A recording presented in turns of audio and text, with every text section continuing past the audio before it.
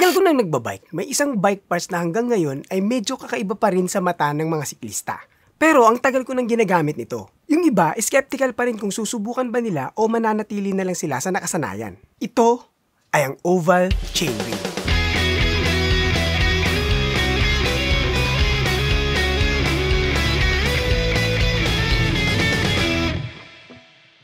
Ang oval chainring or also known as elliptical chainring ay hindi bagong trend sa mga siklista. Nag-start yung paggamit nila ng oval chainring noong 1800s pa.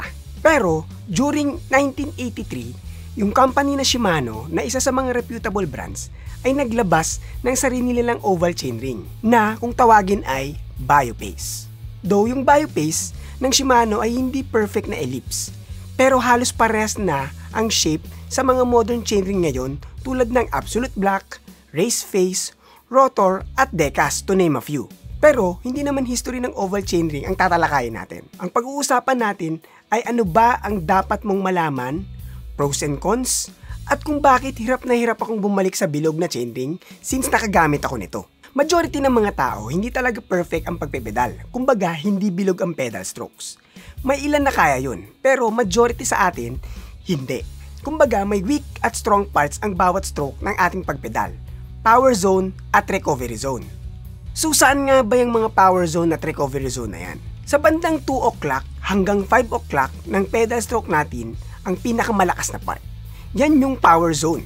Ibig sabihin sa part na yan ay mas madali nating mapepedal yung mas mabigat na gears.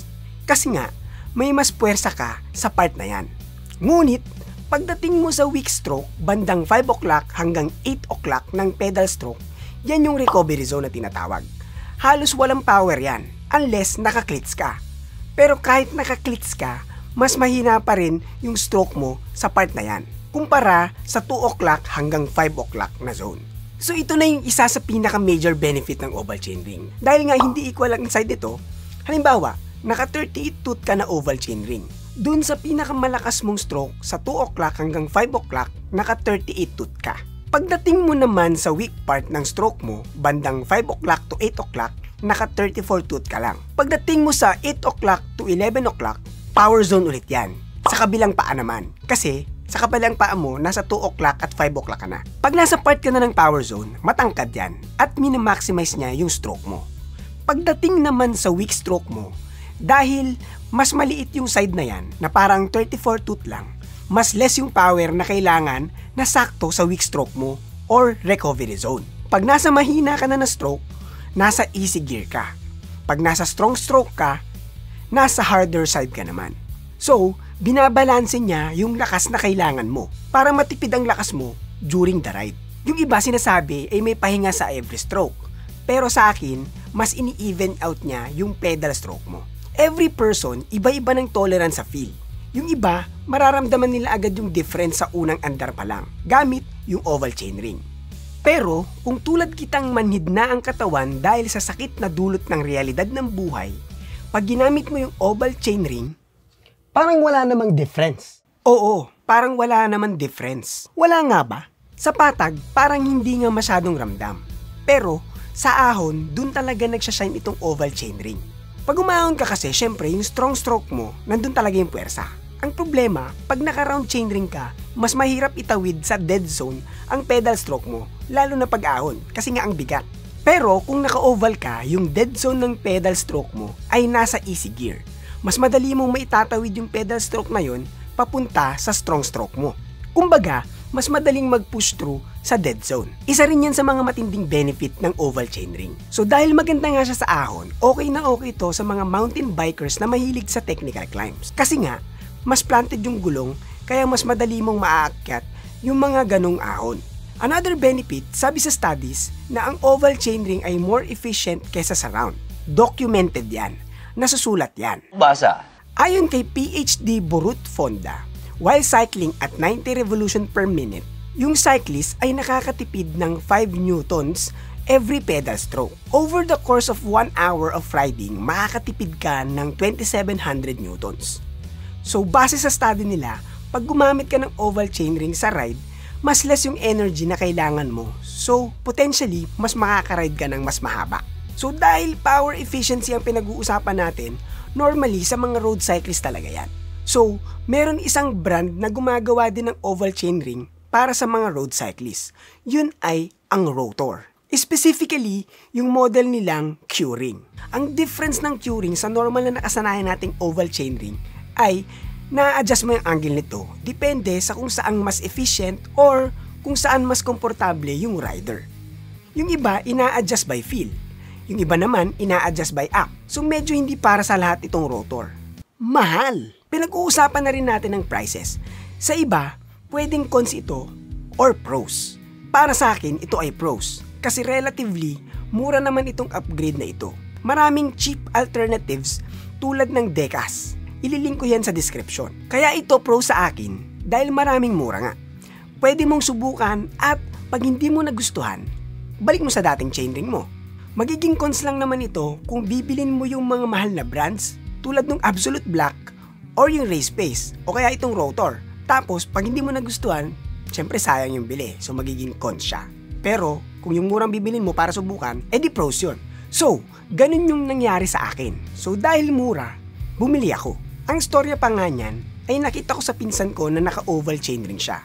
Shoutout nga pala kay Kuya Jun. May latest video nga pala tayo kung gusto nyo panoodin, kasama ko siya dyan, nag-camp kami ulit. So sabi niya, try mo kasi magandang benefit at matitipid niya yung lakas mo. So I bought one. At nung nakagamit ako, hindi na ako bumalik sa bilog. The end. Charot lang. Ikukwento ko later kung bakit hindi na ako bumalik sa bilog. Ang pag-uusapan naman natin ngayon yung mga cons. Kasi nga, hindi naman lahat ng sistema ay perpekto. May mga cons din yan. Pero bago yan, ako nga pala si Nat, isa akong cinematographer, musician, at cyclist na gumagawa ng high-quality bike-related videos. So kung nagustuhan mong aking content, i-consider mo mag-subscribe at iwasan mo na rin mag-skip ng ads. Dahil pag nag-skip ka ng ads, mamamatay! Ang tagka ng kapitbahay at sa inyong bahay, iraratay! Anyway, ang mga cons ng oval chainring. Una ay yung chainstay clearance. Hindi lahat ng frame ay ginawa equal. May ibang frames na malaki yung clearance sa chainstay. Yung iba naman, maliit. So bakit naging cons ito sa oval chainring? Kung titignan natin, yung oval chainring may malaki at maliit na part ito. So, pag nandito ka sa side na ito ng chainring, mahaba yan. Na pag maliit ang clearance ng frame mo, pwedeng tumama yan at hindi mo magamit yung chainring na binili mo. Pero sabi ng iba, pwede ka naman maglagay ng spacers para lumayo ang chainring. Yes, pwede naman yon. Pero magbabago na yung chainline. So mamimili ka, tamang chainline o oval chainring? Kung si Papa Jesus ang tatanungin mo, ang ipapayo niyan, pag ganun, ano yun eh, palit bike. Pero yun na nga, kaya siya cons. Though, kung malaki naman ang clearance ng frame mo, tulad itong weapon tank ko na frame, hindi ka naman magkakaroon ng ganyang problema. By the way, naka 38 tooth oval ako. Hindi pa naman sabit. Another con, mahirap humanap ng 2x or 3x oval chainring. Kung meron man, mahal at baka hindi pa sakto ang BCD sa crank mo. Pero meron naman. Lalagay ako ng link sa baba, sa description, if makakita ko. Pero alam ko, medyo pricey lang talaga yung mga ganun. Another cons, kung hindi removable yung stock chainring mo at gusto mo mag-oval chainring, magpapalit ka ng crankset. So, dagdag gastos yan.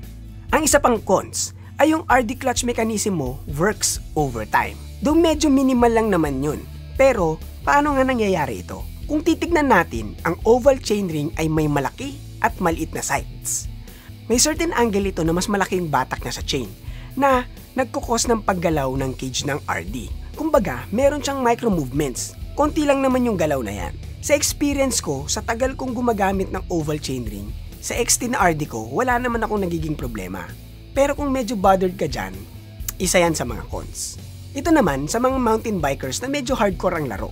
Kadalasan sa kanila ay gumagamit ng chain guides. Alam mo na, para sa ease of mind nila na hindi sila malalaglagan ng chain sa matitinding trail lusongs na ginagawa nila. Pero kung naka-oval chainring ka, medyo mahirap maghanap ng chain guide. Gawa ng ang oval chainring ay nagbabago ang profile niyan every ikot.